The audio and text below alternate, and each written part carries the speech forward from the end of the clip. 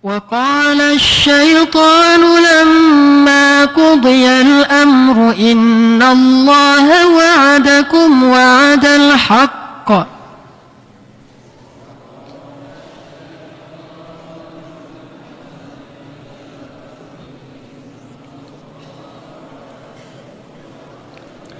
إن الله وعدكم وعد الحق ووعدتكم فأخلفتكم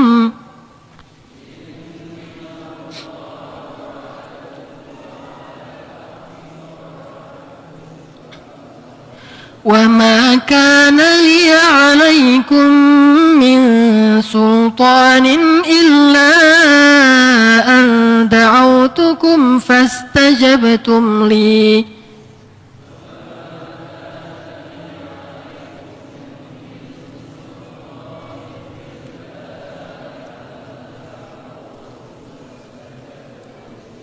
فلا تلوموني ولوموا أنفسكم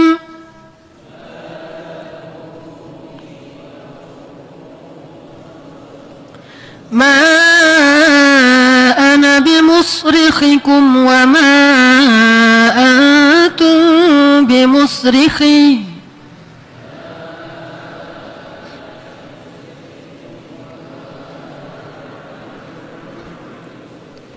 إني كفرت بما أشركتمون من قبل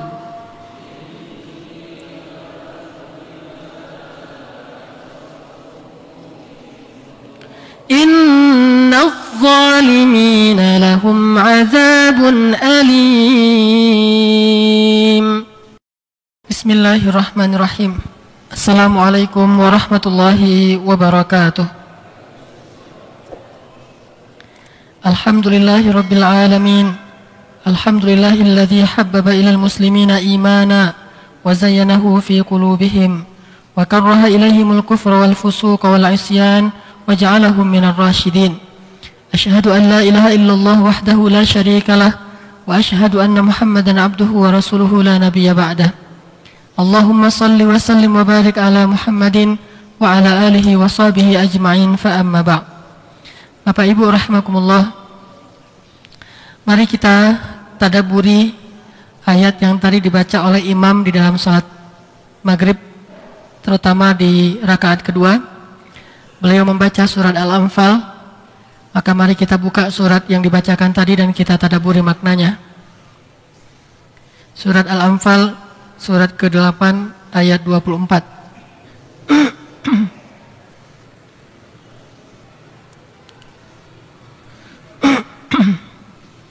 أعوذ بالله من الشيطان الرجيم.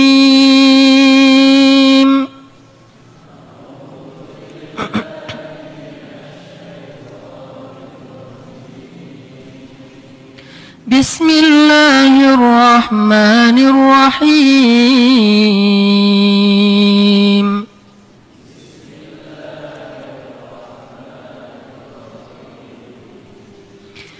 يا أيها الذين آمنوا استجيبوا لله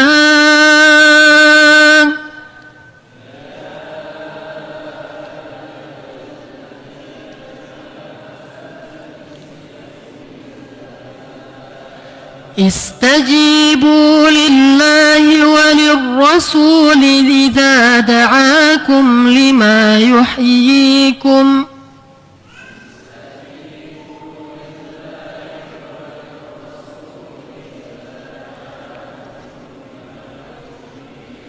واعلموا أن الله يحول بين المرء وقلبه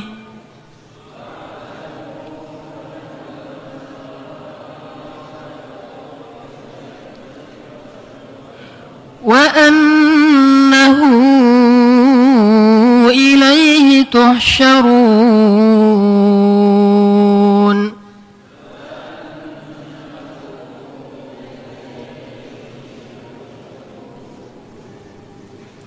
Wahai orang-orang yang beriman, penuhilah panggilan Allah dan panggilan Rasul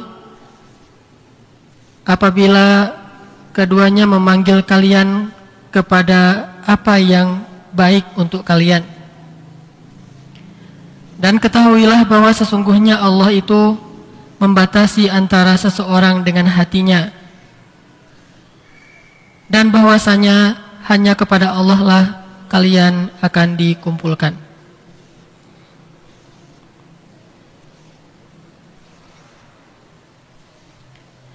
Ayat ini diletakkan oleh Allah Subhanahu wa taala di dalam satu surat yang luar biasa, surat tentang salah satu adegan yang sangat menyejarah. Adegan apa? Perang Badar. Surat Al-Anfal. Para ulama juga mengenalnya dengan nama Suratu Badar, surat Perang Badar. Sehingga pegawai negeri yang ada di Palestina, syarat untuk diterima sebagai pegawai negeri itu adalah hafal surat Al-Anfal. Itu syarat. Kalau mau diterima sebagai pegawai negeri atau mau diterima sebagai anggota Hamas, syaratnya adalah hafal surat Al-Anfal. Kenapa? Karena mereka merasakan apa yang pernah dialami oleh Rasulullah dalam perang Badar. Dengan jumlah yang sedikit, dengan senjata yang seadanya, dan dikepung oleh musuh. Tapi mereka berharap mendapatkan kemenangan yang telak seperti kemenangan dalam perang Badar. Sehingga mereka wajib menghafal surat perang Badar, yaitu surah Al-Anfal. Kenapa orang Mesir suka dengan surat Al-Mulk? Karena ibu kota Mesir itu Kairo. Kairo itu dalam bahasa Arabnya Qahirah. Qahirah itu artinya yang menaklukkan, kekuasaan. Sedangkan Al-Mulk secara bahasa artinya kekuasaan. Jadi membangkitkan semangat heroismenya orang Mesir.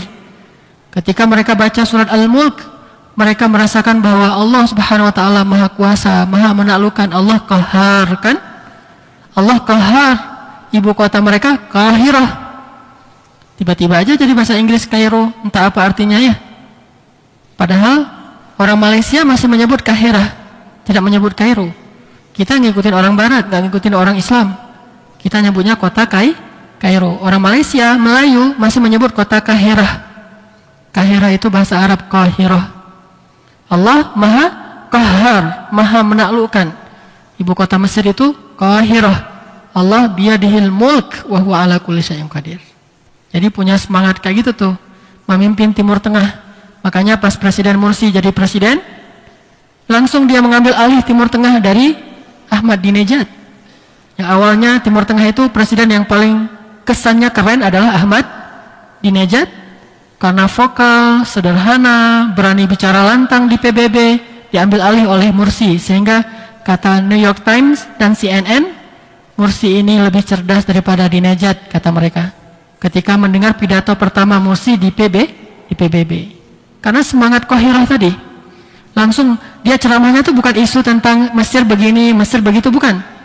Suriah, Palestina, Sudan, seluruh Timur Tengah diangkat isunya dalam pidato kenegaraannya. Padahal pidatonya mewakili Mesir, tapi isi pidatonya mewakili Timur Tengah. Itu semangat memimpin tuh kayak gitu tuh. Jadi bukan ngambil isu nasional saja, tapi isu internasional. Setidaknya Timur Tengah. Dia bahas tentang Sudan, dia bahas tentang Irak, dia bahas tentang Palestina pastinya, Suriah yang paling vokal, dan juga bahkan dia sempat bahas tentang Myanmar. Nah ini mereka suka baca surat Al-Muluk. Kebentuk surat Al-Muluk itu dalam diri mereka.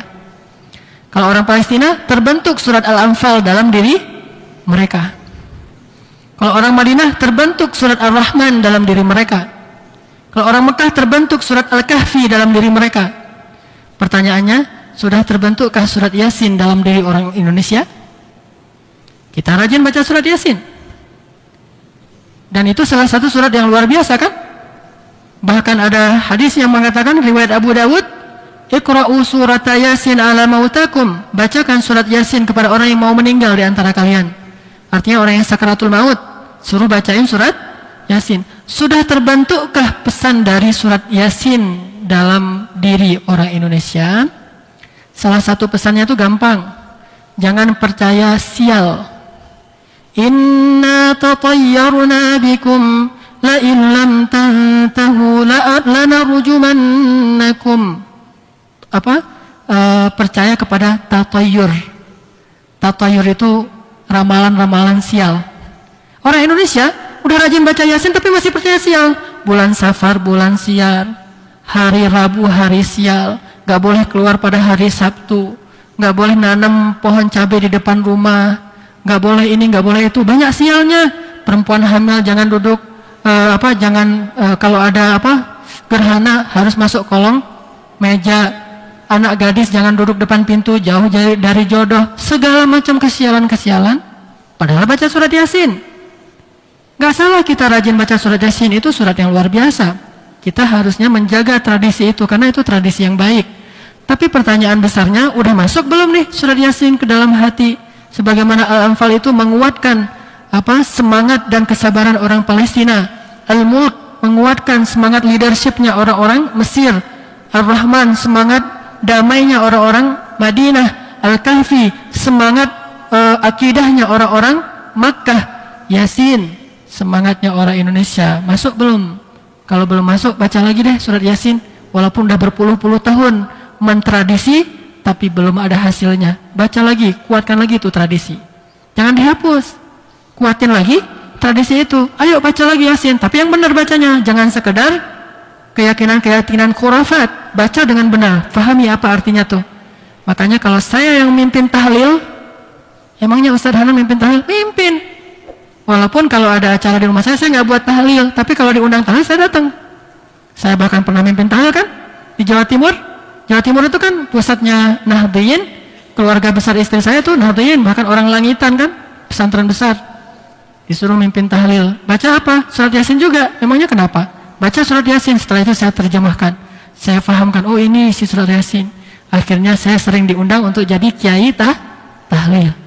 Oh, Ustadz Hanan kalau mimpin tahlil enak ternyata katanya. Jadinya berubah nama, bukan lagi Ustadz Hanan, Gus Hanan. Gus Hanan, karena sudah memimpin tahlil. Tapi difahamkan yang benar tuh gimana. Rokok nggak usah bagi-bagi lagi deh. Kenapa? Kan rokok makruh katanya. Kata orang Indonesia ya. Kalau tuh seluruh dunia haram, kalau orang Indonesia makruh. Oke lah kita ambil Indonesia deh biar agak-agak membumi. Rokok makruh artinya apa? Dibenci. Jangan berdoa dengan barang-barang yang Allah benci. Udah aja ngerokoknya ntar di luar setelah tahlil. Pas lagi tahlil nggak usah bagi-bagi pakai gelas. Ada yang nggak ngerokok ditaruh di telinga udah kayak tukang gitu ya. Dia nggak ngerokok sendiri, taruh di telinga, ngapain? Ntar dijual lumayan lah, dapat sebatang 1.500. Nggak usah bagi-bagi rokok.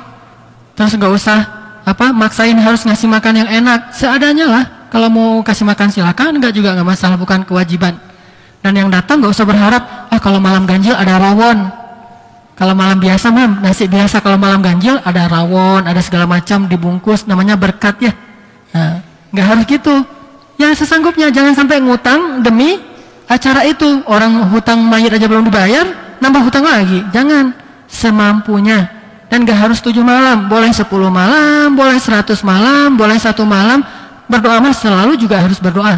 Di dalam sholat, di luar sholat, undang orang saling mendoakan sesama muslim boleh?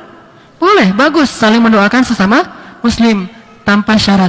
Tanpa syarat, artinya tanpa syarat saya mau berdoa kalau rumahnya rumah orang kaya, rumah orang miskin yang datangnya sedikit, soalnya makanannya nggak enak.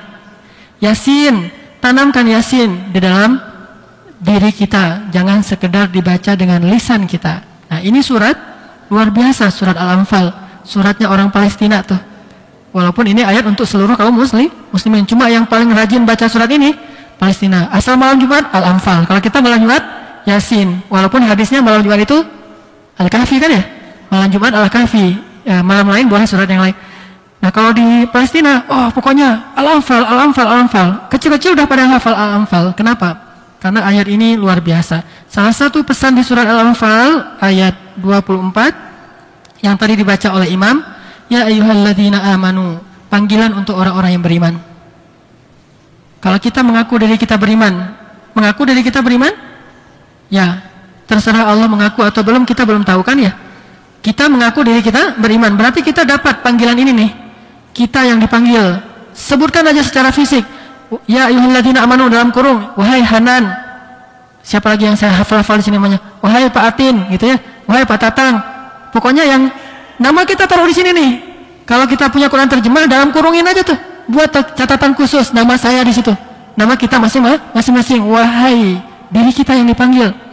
Sehingga kita merasa dipanggil oleh Allah, nggak merasa ini entah untuk siapa, entah para sahabat, bukan kita, saya, istri saya, anak saya, kita semua yang di sini. Jadi ketika dikatakan oleh imam, imam salat Allahu Akbar, selesai baca al-Fatihah, ghairil maghdubi alaihim waladdallin, amin, gitu kan ya? Ya ayyuhalladzina amanu istajibu lillahi walir rasul. Kita tuh yang dipanggil. Ya ayyuhalladzina amanu. Oh, saya lagi dipanggil Allah nih. Apa kata kita dalam hati? Labbaika ya Rabbi. Seperti labbaik Allahumma labbaik. Itu kalimat apa? Kalimat mentalbiyah panggilan Allah.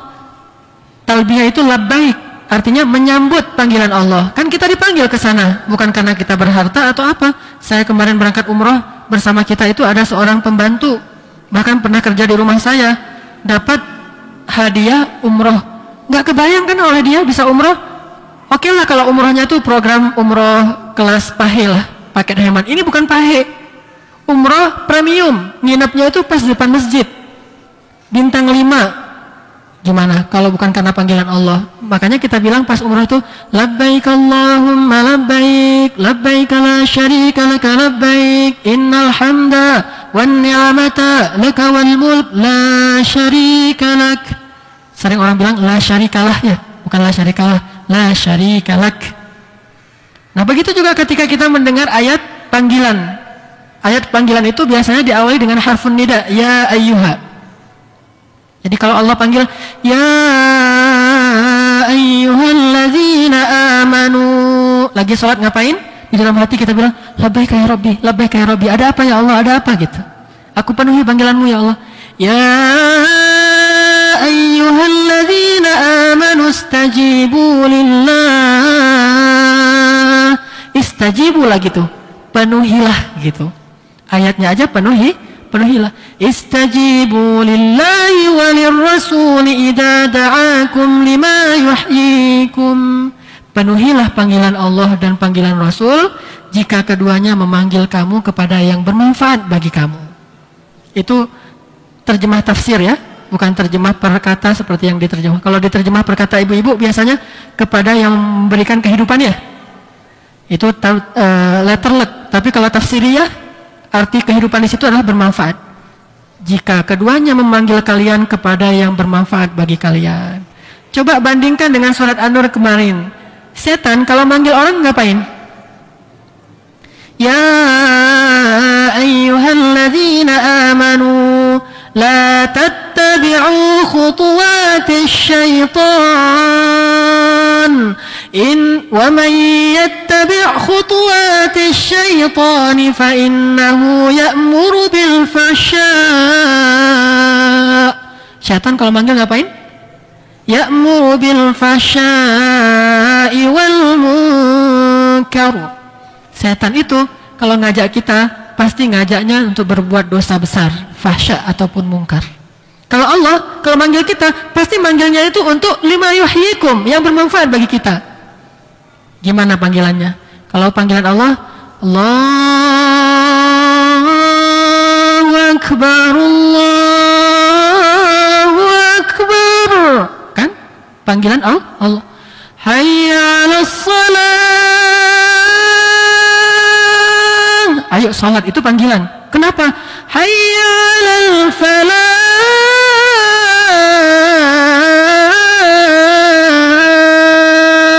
Supaya beruntung. Kalau panggilan setan, treng, treng, treng, treng. Atau sebentar lagi pertandingan antara Spanyol melawan kemarin siapa? Yang kalah melawan apa? Belanda. Spanyol melawan Belanda. Coba kita tanya dulu kepada gurita. Menurut gurita menang siapa? Ini musibah semuanya. Syirik. Karena udah pakai gurita, pakai panda, pakai entar lama-lama kita nggak punya binatang di rumah, tanya kecoa, kecoa menang siapa nih? Kalau kecoanya ngambil kanan berarti menang Spanyol, kalau kecoanya lari ke kiri berarti menang Belanda. Lari ke kiri, benar kecoanya, kecoa baru keluar dari tempat yang kotor ditanya, terus kita percaya, syirik semuanya, ya panggilan syaitan, nggak ada tujuan kecuali fahsya, mungkar, syirik. Akhirnya tahajudnya lewat, subuhnya lewat, atau ada kajian subuh. Kajian subuh itu kan setelah sholat subuh 4:30 ya, selesainya 4:30 lebih 1/4. Nah setelah itu jam 5 kurang 1/4 kan mulai kajian subuh. Pada bubar kenapa? Karena jam 5 pas Spanyol lawan Belanda kan, jam 5 tank. Kalau itu tank beneran, kalau pengajian tanknya tank tong gitu ya, telat-telat. Tapi kalau itu jangan lewat, karena kick off-nya itu jam 5:00. Sehingga kajian subuh hari Minggu saya waktu itu banyak yang kosong. Ini pengalaman. Saya ada pengajian hari Minggu jam 5, kenapa pada kosong? Ustaz maaf, Spanyol lawan Belanda. Dulu juga gitu tuh, pas Indonesia lawan Malaysia, pas piala apa dulu yang Suzuki itu ya, AFF. Nah pengajiannya di Al-Latif Jalan Saninten. Malam itu final antara Indonesia lawan Malaysia. Dapat SMS dari DKM, Ustadz malam ini bagaimana kalau libur Ustadz? Kenapa, ada acara apa? Ini peserta jamaah banyak yang nonton bola. Nah gara-gara bola libur pengajian, makanya kata Allah, ya ayyuhalladzina amanu la tattabi'u khutuwatis syaitan. Emang nonton bola khutuwatis syaitan? Enggak sih, kalau udah berbenturan dengan ini jadi khutuwatis syaitan tuh. Jangankan itu, di dalam salat yang pernah kita ceritakan, lagi salat muncul ide-ide bagus kan? Ide bagus itu ilham atau waswasah? Waswasah, tapi kan bagus Ustaz, bermanfaat. Itulah namanya waswasah. Bentuknya talbis. Apa itu talbis? Mencampur adukan yang hak dan yang batil. Jadi kesannya bagus, tapi di dalam salat jadi batil. Wala talbisul haqqa bil batil, sehingga kalahlah yang hak, wa taktumul haqqa wa antum ta'lamun. Itu aja nggak boleh, padahal idenya bagus. Apalagi ini cuma hal yang sifatnya tidak bermanfaat, sia-sia, buang waktu, setidaknya ya menghiburlah, minimal manfaatnya ya.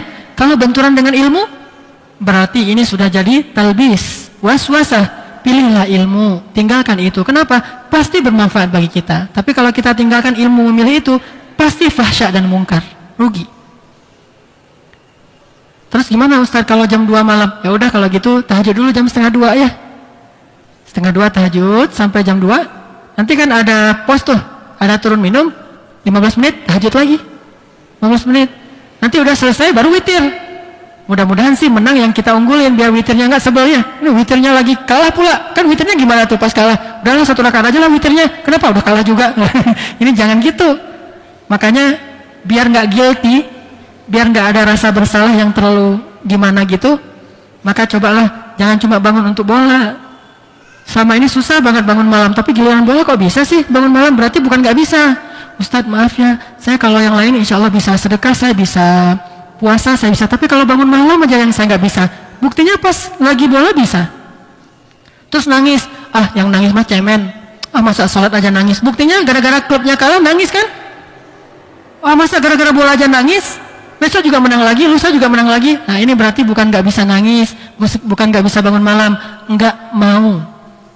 Kalau mau pasti bisa. Makanya ada 2 panggilan nih. Ada panggilan Allah, ada panggilan setan. Panggilan Allah tujuannya apa? Lima yuhyikum, baik untuk kalian. Panggilan setan tujuannya ya'murukum bil fahsya wal munkar. Coba buka surat, ini tandain dulu nih, surat Al-Anfal. Sekarang coba lihat surat Ibrahim, surat 14. Apa kata setan nanti di akhirat? Surat 14, surat Ibrahim ayat 22. Surat 14, surat Ibrahim ayat 22. وقال الشيطان لما قضي الأمر إن الله وعدكم وعد الحق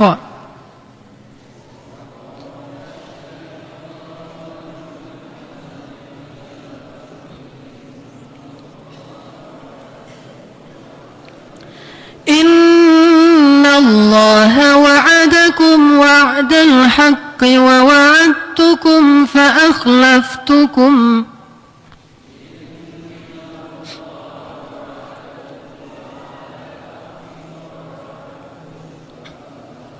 وما كان لي عليكم من سلطان إلا أن دعوتكم فاستجبتم لي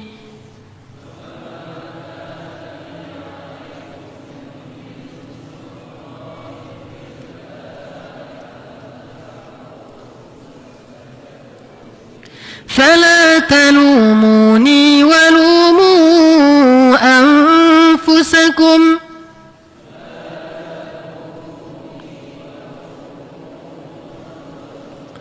ما أنا بمصرخكم وما أنتم بمصرخي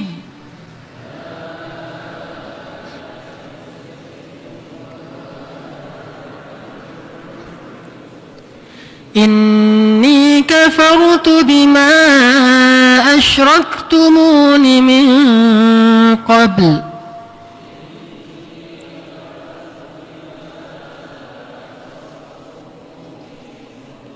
إن الظالمين لهم عذاب أليم.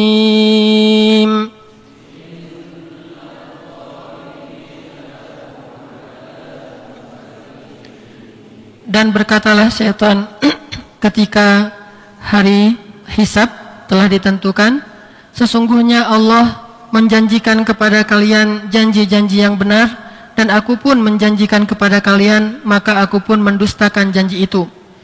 Tidak ada kekuasaan bagiku atas diri kalian kecuali sekedar mengajak kalian, maka kalian pun memenuhi ajakanku.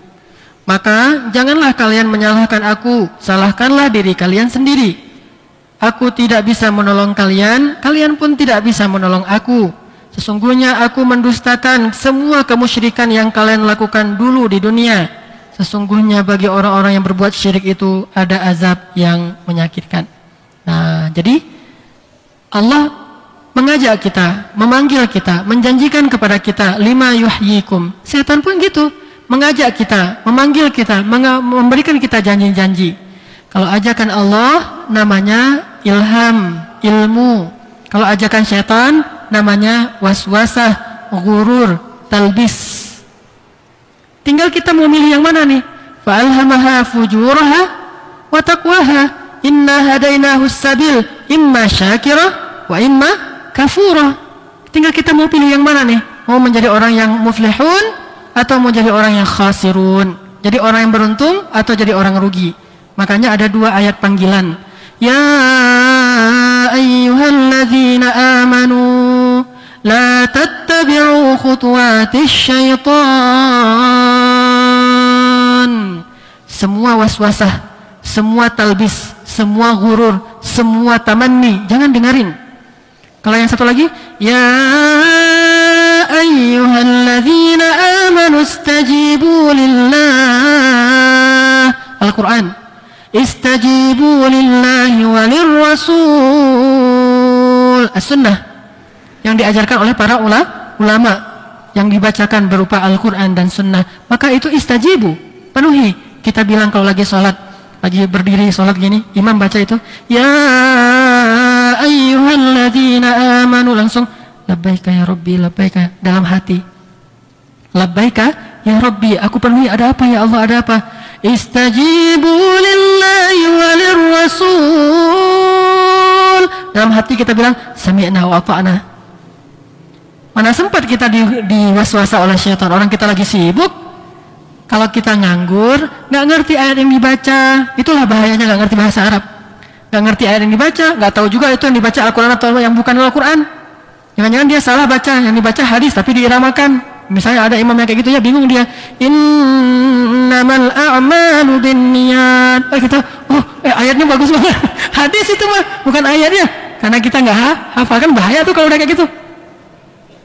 Terlalu lancar, sama kayak Al-Ikhlas kan lancarnya tuh. Kalau Al-Quran itu yang lancar dua, Al-Fatihah, Al-Ikhlas. Kalau hadis yang paling lancar dua juga. Innamal a'malu binniyat, at-taharatu minal iman ya. Itu paling lancar tuh. Makanya hafallah Quran semampu kita, belajarlah bahasa Arab semampu kita. Kalau enggak kita nggak ngerti apa-apa. Kalau nggak ngerti, pikiran kita kosong. Kalau pikiran kita kosong, pasti dia masuk yuwaswis. Tapi kalau kita ngerti, mana sempat orang kita lagi sibuk.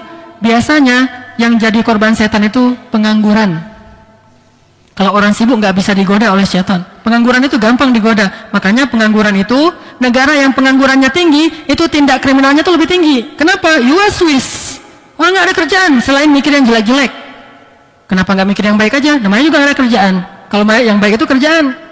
Makanya dia kadang-kadang ini kuku-kuku kaki dia pikirin. Kenapa itu kerjaan orang nggak ada kerjaan?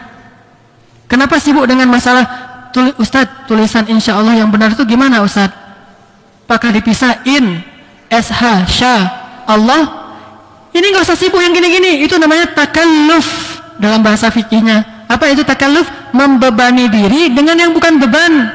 Gak usah ribut gara-gara masalah insya Allah. Udah aja tulis pakai bahasa Indonesia, pakai bahasa Arab yang benar. Insya Allah kan. Kalau nggak bisa tulis pakai bahasa Arab, semua literasi itu tergantung penerbit. Itu kan literasi. Kalau penerbit, saya pernah jadi pemret. Saya orang sastra. Saya punya penerbit. Jadi saya ngerti yang literasi. Itu nggak ada masalah di literasi. Ada yang pakai insya Allah, ada yang pakai insya Allah, ada insyaallah. Ini semuanya. Ini hanya literasi. Kenapa sibuk dengan insya Allah? Gara-gara nggak ada kerjaan lain. Amin yang benar gimana? Amin, amin, amin, amin. Yang mana yang benar Ustaz? Sibuk dengan itu. Nggak usah ribut masalah gitu deh. Yang ribut kalau misalnya jelas-jelas amin dalam kurung amun-ra. Itu baru kita ribut. Amin dalam kurung amun-ra. Apa itu amun-ra? Dewa Mesir kan ya? Kalau itu yang dipakai dalam kurung jelas baru ribut. Tapi kalau enggak itu kan namanya innama a'malu binniyat. Lagian ini pakai bahasa Indonesia kecuali bahasa Arab, baru nggak boleh salah tulis.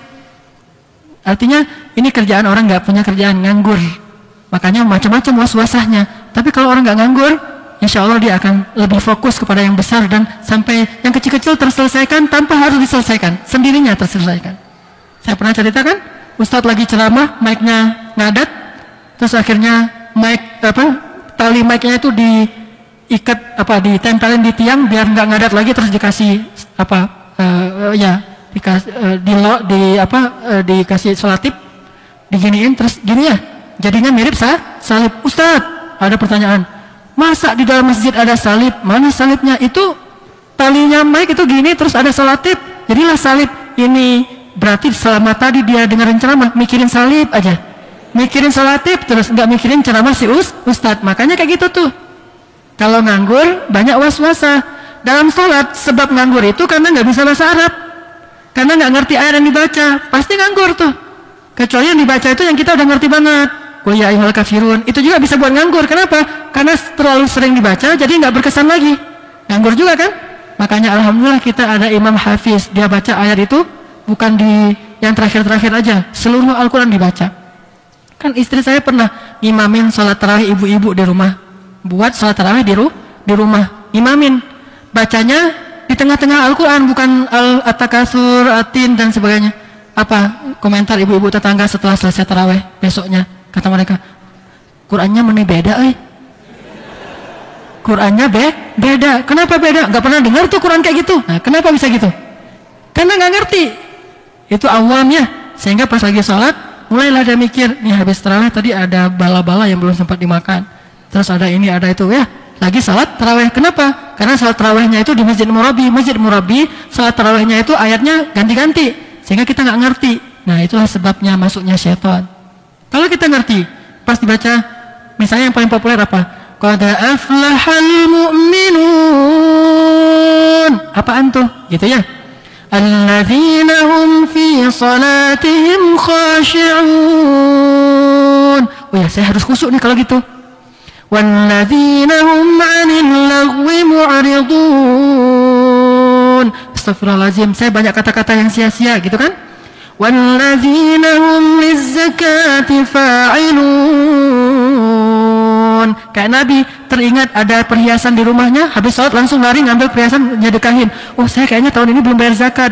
وَالَّذِينَ هُمْ لِفُرُوجِهِمْ حَافِظُونَ. Oh, berarti saya harus cepat-cepat nikah nih, yang belum nikah kan.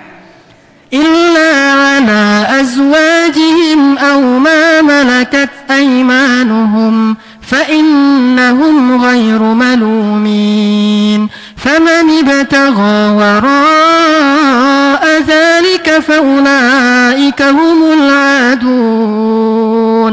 Kita bilang dalam hati, auzubillahi min dzalik, mudah-mudahan saya nggak termasuk orang yang seperti itu. Siapa yang menyalurkan syahwatnya bukan dengan cara yang Allah halalkan, itu tercela. Bukannya yang menikah tercela, yang nggak menikah yang tercela. Dia menyalurkan syahwatnya kepada zina, selingkuh, pacaran, dan segala macam variannya. Pacaran itu varian dari zina, takarrub kepada zina, la taqrabu zina. Berarti kalau yang udah pada pacaran, pas baca ayat itu, adun, orang yang melampaui batas, astagfirullahaladzim, kita putus. Gitu kan? Setelah selesai salat, lo gue N. Selesai kan? Mengamalkan ayat. Ini berarti nih, orang khusyuk dalam salatnya nih. Faham. Apalagi ayat setelahnya, walladzina hum li amanatihim wa ahdihim ra'un. Oh iya ya, saya ada janji sama fulan, harus saya tunaikan nih, gitu. Kalau kita janji sesuatu, saya janji sama istri mau makan malam bareng, berarti habis ini harus buru-buru pulang. Janji, amanah. Walladzina hum ala salawatihim yuhafizun. Ya Allah maafkan saya sering telat sholat, gitu. Ulaika humul warithun. Ya Allah jadikan saya termasuk ulaika, mereka. Kan salat kayak gitu mana sempat diwaswasa oleh syaitan. Karena ngerti banget yang dibaca. Apalagi kalau yang bacanya pelan-pelan, satu ayat demi satu ayat, tartil, tarassul, nggak buru-buru.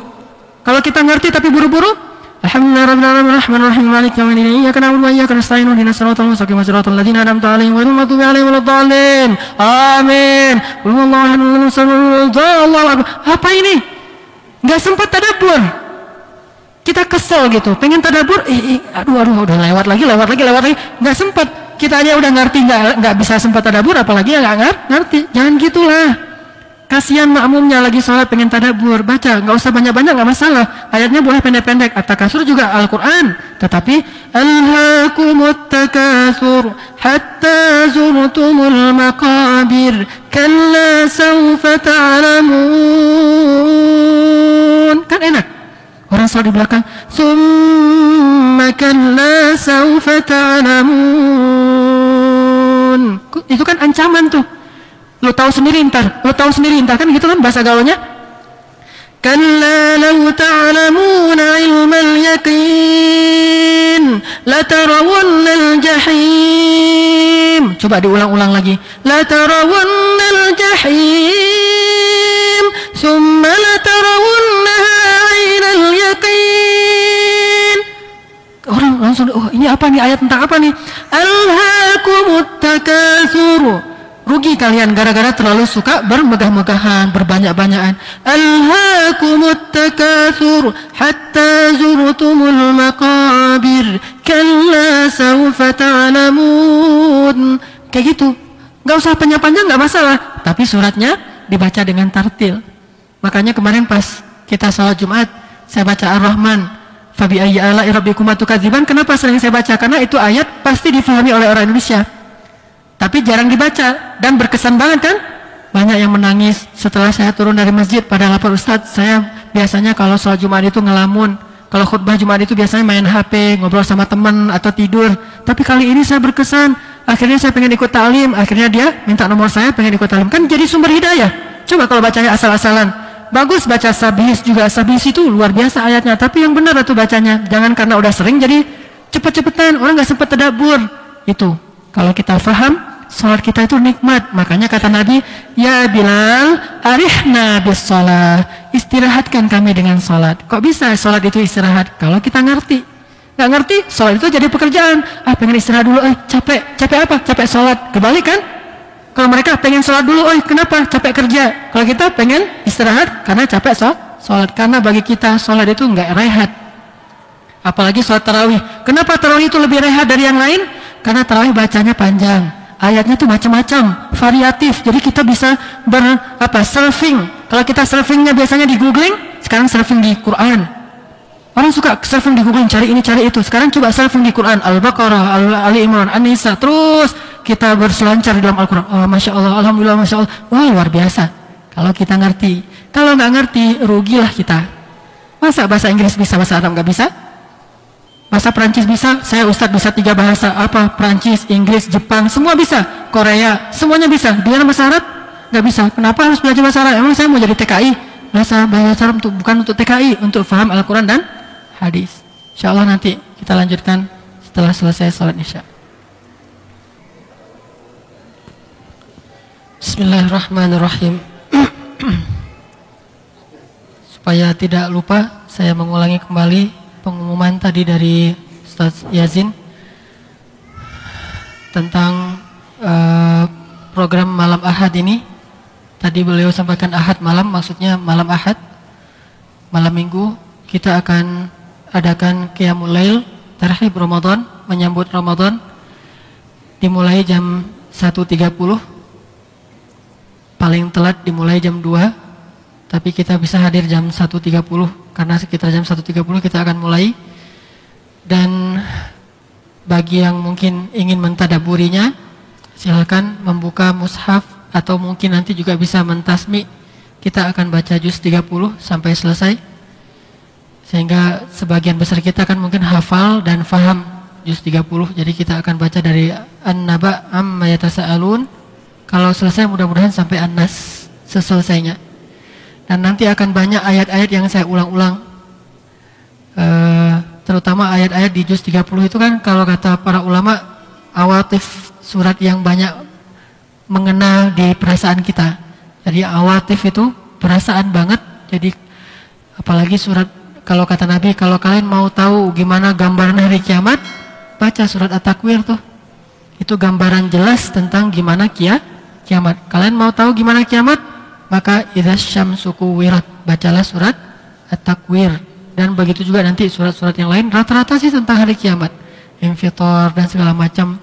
Akan kita ulang-ulang ayat-ayat yang seharusnya semuanya sih mengena, tapi ada ayat-ayat yang fokus gitu kadang-kadang dan jelas artinya, sehingga kita bisa mentadaburi insyaallah pada malam Ahad yang akan datang. Baik, Bapak Ibu ikhwati fillah rahimakumullah. Allah Subhanahu wa taala memanggil kita di dalam surat Al-Anfal ayat 24. Tadi juga Imam telah melanjutkannya kepada ayat-ayat berikutnya, menyambung ayat yang tadi kita baca. Panggilannya jelas, wahai orang-orang yang beriman. Ya ayyuhalladzina amanu, wahai orang-orang yang beriman. Kita bilang apa di dalam hati? Labbaika ya Rabbi. Kalau di luar salat kita bisa langsung talaffuz, kita bilang labbaika ya Rabbi dalam lisan kita secara pelan, sir. Ya ayyuhalladzina amanu istajibu lillahi walir rasul. Penuhilah panggilan Allah dan Rasul. Istajibu lillahi walir rasul idza da'akum lima yuhyikum. Penuhilah panggilan Allah dan Rasul jika memanggil kalian kepada yuhyikum, yang membuat kalian hidup. Sebagian ulama tafsir mengartikan panggilan Allah itu semuanya baik. Makanya diartikan lima yuhyikum, kepada yang baik untuk kalian. Tapi ada satu tafsir yang luar biasa, kata para ulama, lima yuhyikum itu adalah lima yuhyi sudurakum wa qulubakum, yang bisa menghidupkan hati kalian dan jiwa kalian. Jadi kalau kita mengistijabah panggilan Allah, hati kita jadi hidup. Tapi kalau kita mengikuti panggilan syaitan, hati kita jadi mati. Kenapa ulama mengartikan hati? Karena kalimat berikutnya, bahwa Allah lah yang membatasi antara seseorang dengan hatinya. Berarti al-haya atau ihya di dalam ayat itu adalah ihya'ul qulub wan nufus, menghidupkan hati dan jiwa. Ini sesuai dengan hadis Nabi, al-iman yazidu wa yanqus. Sehingga kata para ulama, yazidu bit ta'ah wa yanqusu bil ma'siyah. Iman itu bertambah dan berkurang. Perasaan di hati kita itu terasa, imannya itu kadang terasa banget, kadang hampir nggak terasa. itu adalah heart talk. Kan ada body talk ya. Body talk itu kalau misalnya kita mulai wajah kita agak-agak gimana, pucat berarti sakit kan, itu body talk. Mulai sering mengeluh kelelahan berarti itu udah mulai ada penyakit. Mulai sering sakit perut ada penyakit. Mulai sakit kepala berarti ada penyakit. Body talk kan namanya. Ini ada heart talk. Jantung kita yang berbicara. Bagaimana jantung kita berbicara? Dalam bahasa Arab yazidu wa yanqus, iman itu bertambah dan berkurang. Jadi kalau dalam hati itu terasa iman itu lemah, nggak malas, nggak berkesan, bosan terhadap Al-Quran, bosan terhadap ilmu, bosan terhadap hadis, bosan terhadap majelis-majelis para ulama, berarti kan dia udah heart talk kan, dia udah ngomong ke kita, hei, aku lagi sakit nih, kata si hati, aku lagi bermasalah nih, cepat obatin. Gimana mengobatinya? Yazidu bitta'ah wa yanqusu bil ma'asiyah. Kalau pengen sehat lagi, pengen hidup lagi, maka bitta'ah, istijabah, penuhi panggilan Allah. Itu maksudnya, penuhilah panggilan Allah dan panggilan Rasul, maka akan hiduplah hati kalian. Kenapa para sahabat hatinya itu luar biasa? Pertama, tawakalnya kepada Allah seperti hati burung, ka'afidatit thair, seperti hati burung. Gimana hati burung? Gak pernah khawatir, gak pernah stres, gak pernah bingung. Kenapa? Karena dia yakin Allah yang memberi rezeki. Walaupun di rumahnya tuh gak ada kulkas, gak ada punya saldo, gak pernah nabung, gak pernah nyimpan, gak pernah jama' amalan, wa'adadah, gak pernah. Tapi dia biasa-biasa aja. Ada burung yang stroke, ada burung yang bermasalah dengan mental, datang ke psikiater. Ada psikiater di sini pernah didatangin burung? Gak pernah. Orang burung gak pernah sakit jiwa. Yang sakit jiwa itu manusia. Innal insan khuliqa halu'a, idza massahu syarr jazua, wa idza massahu khair manu'a. Coba apa yang bisa menyembuhkan dia? Manusia itu berpenyakit. Kalau dia dikasih ujian, dia berkeluh kesah. Kalau dikasih nikmat, dia jadi lupa diri, kan penyakit. Gimana cara biar sembuh? Penuhi panggilan Allah. Illal musallin. Coba. Hayya 'alas shalah. Saya merasa sakit banget hati saya. Pergi ke sholat. Pulang dari situ, hayya 'alal falah. Udah sembuh. Karena kata Allah, dia berpenyakit. Illal musallin alladzina hum ala salatihim daimun. Kalau nggak sembuh dalam sekali salat berarti daimun, dawamin. Yang rajin salat, yang sering ke masjid, yang khusyuk dalam salat, makin dawam, makin cepat sembuhnya. Apalagi walladzina illal musallun alladzina hum ala salatihim daimun walladzina fi amwalihim hakkum ma'lum. Yang suka sedekah. Tadi udah diajak tuh kan? Sedekah itu, ini penelitiannya di Virginia, Universitas Virginia, Amerika lah. Kan kalau udah Amerika biasanya orang percaya ya. Nah, Universitas Virginia membuktikan dalam sebuah riset tentang psikologis, orang kalau ngelihat selebaran iklan tentang sosial, siapa yang mau menyumbang untuk kegiatan kemanusiaan di sini, kelaparan di sana, kanker di sini, segala macam, dia ngelihat aja, itu tingkat stresnya itu berkurang beberapa persen. Ngelihat doang tuh. Ketika dia berniat ingin infak, dia contreng, saya akan sedekah, saya akan kasih dana sosial, bantu. Ketika dia contreng, berkurang lebih banyak lagi stresnya. Ketika dia berikan infaknya, berkurang lebih banyak lagi. Apalagi kalau dia ngelihat langsung kepada orangnya, diberikan kepada orang itu hilang langsung stresnya. Itu secara psikologis. Al-Quran sendiri yang mengatakan, walladzina fi amwalihim hakkum ma'lum lis-sa'ili wal mahrum. Untuk orang yang membutuhkan dan orang yang tidak punya apa-apa. Sehingga halu'a, jazu'a, manu'a, selesai. Makanya kata Allah, lima yuhyikum. Kalau kamu penuhi panggilan aku dan Rasul, hidup, hati kamu itu akan hidup, jiwa kamu itu akan hidup, jadi segar lagi, sehat lagi. Seperti fisik butuh olahraga sehingga dia segar. Gimana rasanya kalau habis olahraga misalnya lari gitu atau main bola? Rasanya gimana? Badan segar kan? Jadi pengen aktivitas. Tapi kalau jarang olahraga, jadinya pengen tidur terus. Penyakit badannya.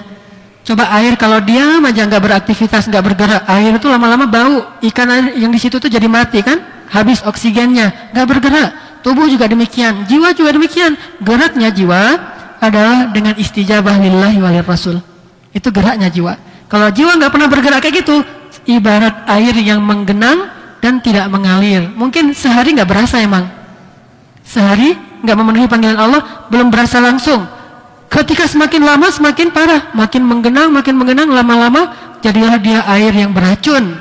Warnanya berubah jadi warna hijau, lama-lama makin parah jadi warna hitam, sehingga nggak ada yang berani meminum air itu. Begitu juga dengan jiwa manusia, sama dengan fisik kita juga demikian.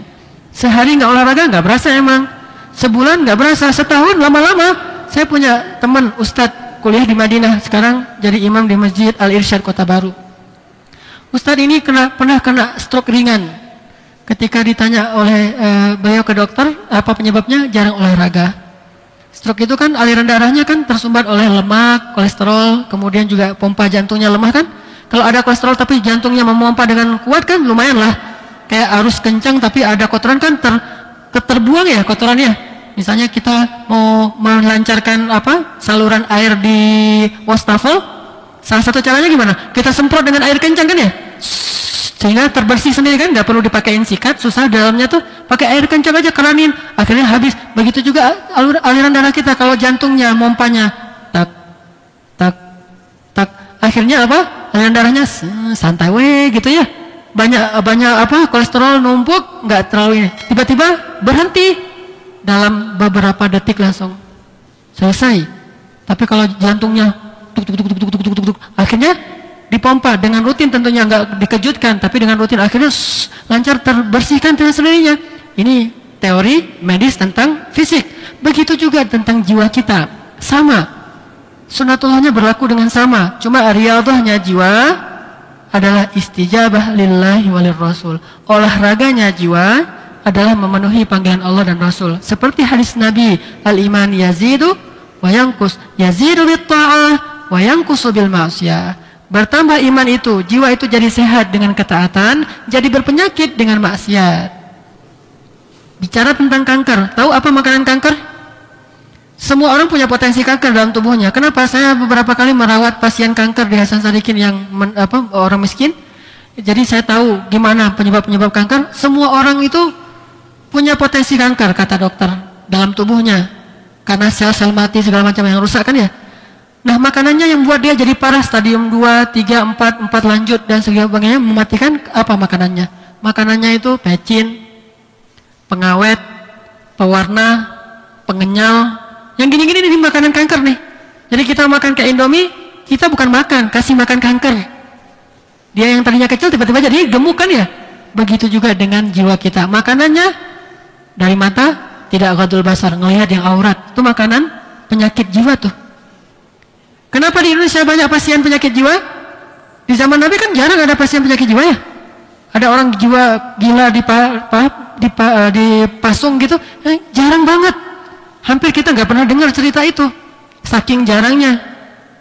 Apalagi gila gara-gara nggak diangkat sebagai waliul amri, jadi hakim, jadi dewan, jadi gila, nggak ada tuh di zaman Nabi. Justru hampir gila gara-gara diangkat jadi waliul amri kan ya, takut banget diangkat jadi presiden, takut. Kalau sekarang nggak jadi anggota dewan, stres, gila. Kenapa? Penyakitnya di sini nih. Gimana cara menyembuhkannya? Ya ayyuhalladzina amanu istajibu lillahi walir rasul. Salah satunya salat, khashi'un, daimun, hafizun. 2, walladzina fi amwalihim haqqum ma'lum lis-sa'il wal mahrum. Kalau di Al-Mu'minun, walladzina hum liz-zakati fa'ilun. Terus walladzina yusaddiquna biyaumiddin. Ternyata baca tentang hari akhirat itu bisa menghidupkan hati. Salah satunya gimana? Ziarah kubur. Ziarah kubur itu ihya'ul qulub. Mengurus jenazah ihya'ul qulub. Melihat orang sakit yang udah jenazah, udah sakarat, ihya'ul qulub. Membaca ayat dan hadis ataupun buku-buku tentang akhirat, ihya'ul qulub, menghidupkan jiwa, menghidupkan hati. Karena walladzina yusaddiquna biyaumiddin walladzina hum min azabi rabbihim musyfiqun. inna azab rabbihim ghairu ma'mun. Jadi percaya kepada akhirat. Makin baik percaya kepada akhirat, makin hayah hatinya, makin hidup hatinya. Itu namanya istijabah. Tapi sebaliknya, kalau yang dia lakukan justru bukan tentang akhirat, dia datangnya ke mal-mal. Itu lawan dari datang ke kuburan tuh, datang ke mal tuh. Mau menghidupkan hati, datang ke kuburan. Mau mematikan hati, datang ke mal. Kayak gitu tuh. Karena ke kuburan itu dekat ke akhirat, mal itu dekat ke dunia. Pernahkah kita ngelihat di mal itu tentang akhirat? Hati-hati, sebentar lagi mau mati. Nggak ada di mal. 7 golongan yang dapat naungan Allah pada hari tidak ada naungan kecuali ada di mal kayak gitu-gitu kan? Nggak ada. Malah di mal itu nggak boleh ngomong akhirat sama sekali. Sampai mau ceramah pun dibuat di mal supaya apa? Sekalian belanja segala macam. Saya pernah diundang tuh ceramah di mal. Mana mau saya ceramah di mal? Kalau mau ceramah pergi ke Masjid Al-Murabbi biar masuk. Ngapain ceramah di mal? Biar semua orang juga ngedengar. Iya sih, niatnya talbis. Wala talbisul haqqa bil batil. Kesannya sih bagus, tapi apa yang terjadi? Saya pernah soalnya, nggak ada kesannya. Cuma hilangin guilty doang tuh, hilangin rasa bersalah biar nggak belanja pure. Jangan cuma belanja tapi ada taklimnya lah gitu ya. Tapi nggak ada hasilnya, orang nggak dengar juga. Kalau mau sungguh-sungguh belajar, tempatnya ilmu di masjid, di majelis-majelis ilmu, di sana mah belanja. Nggak salah, emang nggak salah. Tapi kalau itu satu-satunya yang dijadikan alasan dakwah, nggak ada hasilnya. Makanya kalau mau ihyaul qulub ke kuburan. Ke kuburan jangan cuma lewat, duduk sebentar lihatin tuh kuburan. Ngapain di situ? Zikrul maut. Ingat mati. Ingat mati kan nggak bisa kita lewat kuburan, naik motor. Assalamualaikum ya ahlul kubur inna bikum lahikun. Lewat terus. Ingat mati? Nggak ingat. Nabi kalau lewat kuburan, Assalamualaikum ya ahlul kubur, beliau berdiri sebentar. Tahukah kalian siapa yang 2 orang di dalam kuburan ini? Kata para sahabat, Fulan bin Fulan ya Rasul. Itu Fulan bin Fulan. Kata Nabi, yang si Fulan ini diazab gara-gara la yastabri min baulih. Gak bersih dalam istinja. Ketika dia buang hajat, gak bersih. Bajunya banyak kena kotoran, sehingga dia sholat dengan baju yang kotor. Yang kedua, dia diazab namam, karena dia suka namimah. Coba, berarti kan di kubur itu gak cuma lewat kan? Berhenti sebentar, ngambil pelajaran. Itu yang dilakukan Nabi di kubur. Sampai tanya ini siapa. Terus beliau ambil pelepah kurma, dibelah 2, sehingga dalamnya kan basah tuh. Kalau kayak pelepah kelapa kan, kalau dibelah 2 kan basah, ditanam. Ini akan diringankan dari azab kubur, sampai pelepah kurma ini menjadi kering. Kan gitu. Adanya azab kubur kan banyak hadis-hadisnya. Itu gara-gara Nabi nggak cuma lewat, tapi mampir sebentar, mikir, terus beliau tanya, memberi nasihat. Kayak gitu harusnya, watawasau bil haq, watawasau bis shawab. Tapi kalau cuma lewat doang, atau di kubur cuma bersih-bersihin kubur, sambil ngebanding-bandingin, kubur si Fulan tuh marmernya tuh bagus ya. Kenapa yang punya kita marmernya biasa aja? Ganti marmer.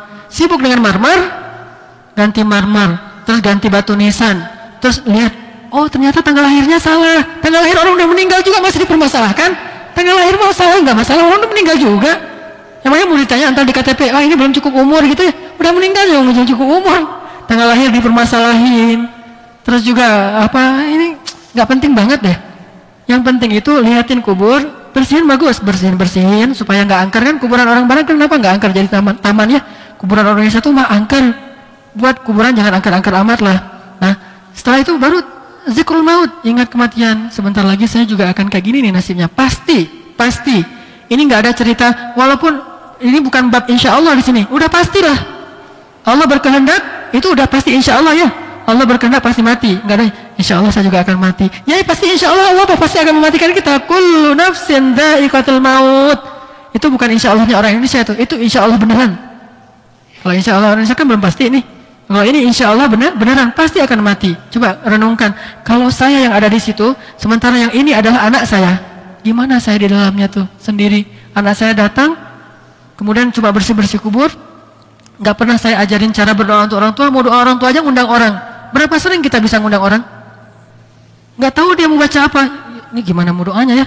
Ya sudahlah ngundang kiai aja deh. Biar doain saya amin-amin aja lah. Ya bagus lah, gak masalah. Tetapi berapa sering kita bisa ngundang orang?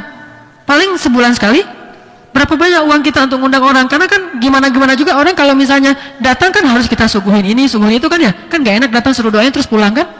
Kita kasih makan apa? Berapa sering kita bisa ngasih makan orang? Kan gak sering. Itu gara-gara anak itu gak diajarin agama. Salah satunya doa untuk orang tua. Ya udah, Rabbana atina fid dunya hasanah. Doain diri sendiri, bukan doain orang tuanya ya. Udah sampai di kubur masih doain Rabbana atina fid dunya hasanah fil akhirati hasanah wa qina azabannar. Udah selesai pulang dia tuh. Malah doain diri sendiri. Lu egois banget sih, Nak. Bapak udah di sini enggak didoain. Ini. Gara-gara enggak diajarin. Tapi orang-orang anaknya saleh ketika dia sujud, Allahumma fil walidayya. Ketika dia tahiyat sebelum salam. Tahiyat tuh kalau bisa agak-agak lama dikit. Kenapa? Doa di tahiyat itu mustajabah, sama seperti sujud. Apa yang didoain? Doa orang meninggal juga enggak masalah. Namanya juga udah meninggal. Allahumma firlahu warhamhu wa'afihi wa'fu anhu wa akrim nuzulahu wa wasi' madkhalahu wafsah qabrahu warfa' darajatahu fatahhirhu minad danas fa in kana musi' fatahhirhu wa in kana muslih fataqabbal minhu. Allahumma arham walidayya. Itu baca. Selalu baca itu. Kan enak tuh orang tuanya. Anak saya soleh. Coba bayangkan itu ketika dikubur. Ini ihya'ul qulub, menghidupkan hati. Susah ngebayangin mati kalau lagi di mall. Susah. Masa di mall mikirin mati? Nggak ada kan? Di mall mikirin yang warna mana ya? Semuanya bagus juga nih. Lihat uangnya cuma sedikit. Gitu kan? Di mall nggak akan mikirin mati. Mikirin hidup. Gimana lebih nyaman, gimana lebih. Apalagi di mall itu tawarannya macam-macam. Oh, hidup. Ihya'ul qulub, datang ke kuburan, ziarah orang yang sedang, jenguk orang yang sedang sakit, urus jenazah, ittiba'ul janaiz, mengurus jenazah mulai dari memandikan, kalau nggak bisa minimal kita datang kepada orang yang udah meninggal. Kan ngeri-ngeri tuh kisah orang meninggal tuh. Datang, dengarkan kisahnya. Kecuali orang Jepang, kalau orang Jepang itu nggak suka ditanya meninggalnya kenapa, sakit apa, itu nggak suka. Udah bilang aja, bilang sungkawakan gitu ya orang Jepang. Kenapa dianggap kamu recok banget sih? Udah tahu saya lagi banyak musibah, banyak tanya. Kalau orang Jepang nggak mau ditanya-tanya. Kita datang, ya, sakit apa meninggal? Orang Indonesia suka ditanya gitu tuh, ya. Datang ke keluarganya, sakit apa? Ya bapak semalam gini-gini, cerita panjang lebarnya. Kalau orang Indonesia budayanya gitu, cerita. Budaya cerita. Kemarin mah nggak apa-apa, masih sehat, masih ngobrol-ngobrol dengan kami meninggal gitu kan ya. Kalau dengan orang yang orang Mesir, dia suka didoain. Bukan cerita, kalau kita kan nggak didoain, cuma cerita doang. Cerita lama habis itu, ya udah, yang sabar ya, permisi pulang. Doanya mana? Hadiah yang paling mahal itu doa. Bukannya bawa-bawaan itu baik, tapi yang lebih mahal doa. Apa yang didoain? Makanya bingung mau doain apa juga. Kan udah didoain sama Pak Kiai, kita aminin aja lah. Inilah masalah kita, nggak ngerti apa-apa dalam agama. Kalau orang Mesir juga nggak terlalu suka dia ditanya kenapa meninggal, bagaimana meninggal, dia jawab aja qadar Allah. Begitulah ketentuan Allah, udah selesai. Gak panjang-panjang diceritain. Tinggal yang datangnya, semoga Allah rahimahullah, Allah merahmatinya, Allah menerima dia segala macam ya. Kalau kita turut berbelasungkawa, pakai bunga, kirim. Tapi orangnya nggak datang, nggak ngedoain, nggak nyalatin. Ini budaya nggak jelas berasal dari mana. Datang, kemudian ikut sholatin, apalagi dapat pahala 1 gunung Uhud, emas kan? Bukan cuma untuk mayit yang baik, untuk yang sholat juga banyak kebaikannya. Makanya ini namanya ihya'ul qulub, ngidupin hati, istijabah lillahi walir rasul. Lir rasulnya apa? Sunnah-sunnah Nabi tadi itu, menjenguk orang sakit, mengantarkan jenazah dan segala macam. Itu luar biasa. Lihat orang yang sakitnya udah tua banget, usia pikun. Usia pikun kan relatif, ada yang 100, ada yang 70, ada yang 30. 30 ada yang udah. Coba datang ke orang itu. Gimana kalau kita jadi orang yang terbaring di atas tempat tidur siang malam gitu aja selama berbulan-bulan, bertahun-tahun, kan banyak orang kayak gitu tuh. Gimana perasaan kita kalau kayak gitu? Anak kita kadang-kadang lagi liburan ke Bogor sama cucu-cucu kita berangkat, pas mereka berangkat, kayak berangkat ya. Tiba-tiba kita tidur, bangun lagi, belum pulang, tidur, bangun lagi, bangun udah pulang. Kayak tadi cerita-cerita kita gini doang dengerin. Gimana perasaan kita kalau kita lagi kayak gitu tuh? Kan sedih banget ya, nelangsa banget. Saya mah nggak bisa kemana-mana lagi, tinggal di jendela, di kasur ada jendela, ngelihat keluar aja gini. Itu pun nggak bisa ngelongok gitu, cuma gini-gini doang ngelihat. Saking parahnya, sampai Nabi berdoa, ya Allah, jangan matikan aku dalam keadaan pikun, ya. Nggak mau mati pikun, kenapa? Satu nggak enak, kedua nggak enak orang lain juga ngurus kita. Lebih baik matinya itu lagi seger-segernya meninggal, daripada matinya itu 10 tahun nggak berdaya, kan berat bagi kita dan berat bagi orang lain. Nabi berdoa, jangan matikan aku dalam syaikhukhah, dalam keadaan syekh itu udah tua banget dan gak berdaya. Itu coba datangin tuh orang kayak gitu. Apalagi kalau keluarga kita jadi ihya'ul qulub, berarti saya harus banyak beramal, berdoa supaya Allah memberikan saya khatimah yang baik. Sebaik-baik khatimah itu adalah yang dalam keadaan masih nyaman, tidak memberatkan orang lain, dan juga dia beriman kepada Allah. Kalau gitu kan udah susah beramal soleh juga.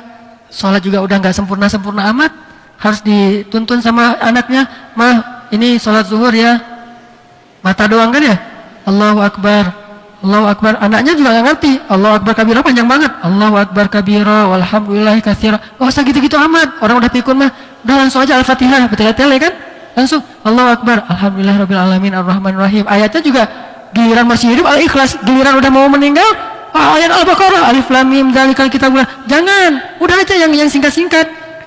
Mak ini mau salat zuhur, baca ayatnya inna a'tainakal kautsar fasholli lirabbika wanhar inna syani'aka wal abtar. Allahu Akbar gitu kan. Kalau perlu nggak perlu ayat Al-Fatihah doang, langsung ruku. Coba kalau kita kayak gitu, itu ngeri banget tuh. Itu yang paling mengerikan. Makanya yang paling ditakuti oleh orang-orang modern adalah masa tua. Itu kan yang paling mereka takuti, sehingga mereka buat asuransi, mereka ini, mereka itu, ada namanya panti jompo. Kenapa? Mereka takut banget dalam keadaan gak terurus, lemah, gak berdaya, itu mereka takut banget. Walladzina hum li furujihim hafizun. Ternyata berkeluarga itu ihyaul qulub.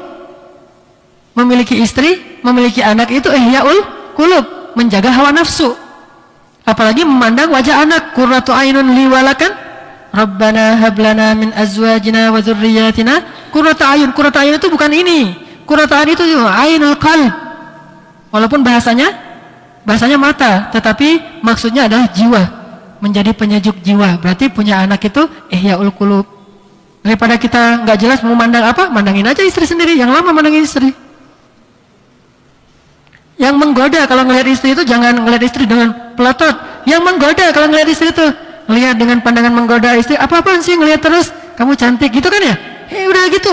Ini ihyaul qulub. Istri pun jadi ihyaul qulub. Ibu-ibu kalau dipuji ihya enggak qulubnya? Ihya. Tapi kalau sering-sering dijelek-jelekin, enggak dihargain, berarti mati kan hatinya? Nah, ini keluarga nih. Walladzina hum li furujihim hafizun illa ala azwajihim aw ma malakat aymanuhum. Terakhir, walladzina hum li amanatihim wa ahdihim ra'un walladzina hum bi syahadatihim qaimun. Semua amal saleh itu bisa ihya lima yuhyikum. Itu maksud dari ayat ini. Jadi kalau nanti kita baca ayat ini lagi, jelas sekarang, wahai orang yang beriman, kalau kalian pengen menghidupkan hati, istajibu lillahi walir rasul, maka kalian akan hidup hatinya. Nggak bisa dengan cara lain. Kenapa?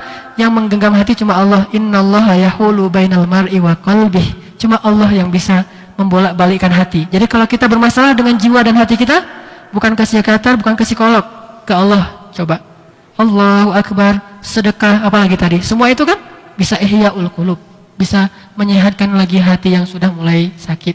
Mudah-mudahan kita faham ayat yang tadi dibaca di dalam salat dan bisa kita ulang sendiri dengan membacanya di rumah.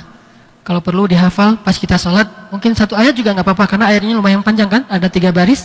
Kita pakai dalam sholat, kita ulang-ulang, sholat tahajud, sholat sunnah, sholat mutlak, itu bisa luar biasa bermanfaat bagi kita.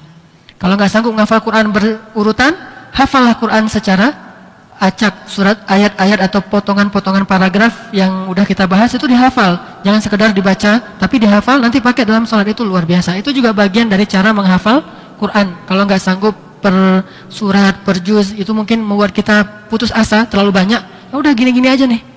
Nanti pakai rakaat pertama Al-Anfal ayat ini, rakaat kedua pindah lagi ke tadi surat Al-Ma'arij, innal insan khuliqa halu'a dan sebagainya. Mudah-mudahan bermanfaat ya.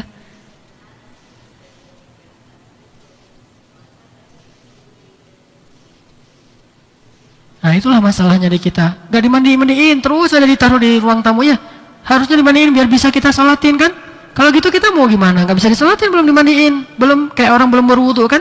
Ya udah kita tunggu, kalau nggak bisa tunggu ya sudah kasih tahu ke keluarganya, mandiin dulu biar bisa yang datang langsung sholatin, nggak harus tunggu sholat di masjid kan, nggak semua orang sama aktivitasnya, ada yang mau kerja, apalagi meninggalnya subuh kan, malah langsung mandiin, taruh di ruang tamu, udah dikafanin udah bersih, tinggal nanti orang datang langsung berdiri sendiri, Allahu Akbar, datang lagi, nanti kalau yang terakhirnya mau jamaah di masjid baru, tapi kan nggak semua orang sempat, itu jadi catatan untuk yang musibah meninggal, segera mandikan, lagian secara fikih mayit Islam itu lebih suka segera dimandiin dan segera dikuburkan, jangan dilama-lamain. Jangan tunggu anak pulang dari luar negeri, kasihan mayitnya. Udahlah, nggak harus dilihat. Apalagi sekarang foto kan ya banyak yang difoto. Foto aja udah foto-foto, ntar anaknya bisa lihat foto kan. Tapi juga aneh, kalau saya meninggal jangan difoto deh. Wajah saya difoto pula lagi meninggal udah kayak gitu. Nggak enak banget tuh bagi si mayit. Tapi bagi anak kan fotoin ya, jangan, saya nggak sempat lihat sambil nangis-nangis kan nggak enak, nggak diturutin. Fotoin bapak, saya pengen lihat. Ya, mudah-mudahan bermanfaat. Kita tutup dengan doa kafaratul majelis. Subhanakallahumma wa bihamdika, asyhadu an la ilaha illa anta, astaghfiruka wa atubu ilaik. Assalamualaikum warahmatullahi wabarakatuh.